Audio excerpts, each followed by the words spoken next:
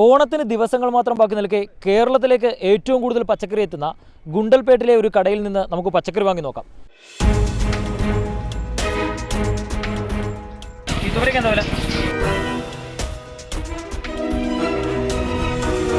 ഒരു വീട്ടിൽ സാധാരണ ഉപയോഗിക്കുന്നതിലധികം അളവ് പച്ചക്കറി ഗുണ്ടൽപേട്ടിൽ നിന്ന് ഞങ്ങൾ വാങ്ങിയിട്ടും അതിനെല്ലാം കൂടി ചിലവായത് 105 രൂപ മാത്രം. കേരളത്തിലേക്കുള്ള യാത്രയിൽ കടകളിൽ ഇറങ്ങി പച്ചക്കറി വാങ്ങുന്ന മലയാളികളുടെ എണ്ണവും കുറവല്ല.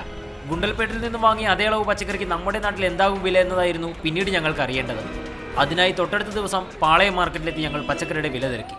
കിലോ 12, 50 കിലോ 35, പച്ചമുളക് 40, വെണ്ടയ്ക്ക 40, ബീൻസ് 40, 20 കിലോ, കൊത്തവര കിലോ 25, ചെറുവള്ളി 30. എല്ലാം കൂടി 285 രൂപ. കയറ്റിറക്ക് കൂലിയും വാഹന വാടകയും മറ്റു ചിലവുകളെല്ലാം കൂട്ടിയാലും ഇത്രയധികം വില എങ്ങനെ വരുന്നു എന്നത് കച്ചവടക്കാർക്ക് മാത്രം അറിയുന്ന രഹസ്യമാണ്. ഓണം അടുക്കുമ്പോഴേക്കും ഈ വില ഇനിയും മുകളിലേക്ക് പോകുമോ എന്നാണ് കണ്ടറിയേണ്ടത്. പ്രജോഷ് കുമാറിനൊപ്പം എസ് ശ്യാംകുമാർ, മാതൃഭൂമി ന്യൂസ്, കോഴിക്കോട്.